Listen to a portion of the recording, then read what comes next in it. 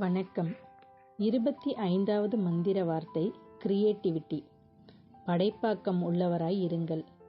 எப்போதுமே செய்த செயல்களையே மீண்டும் செய்வதோ நடந்த வழியிலே மீண்டும் நடப்பதோ நமக்கு பிரம்மாண்டமான வெற்றியை தந்துவிடாது.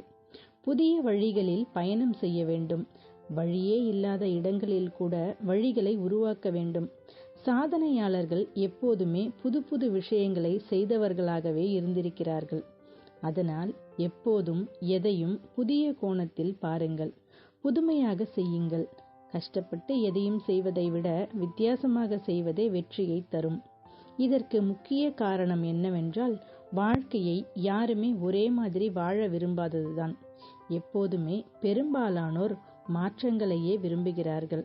அதனால் நாம் செய்யும் விஷயங்களிலும் மாற்றங்களையும் புதுமைகளையும் ஏற்படுத்தினால் எப்போதுமே வெற்றி நமக்குத்தான்.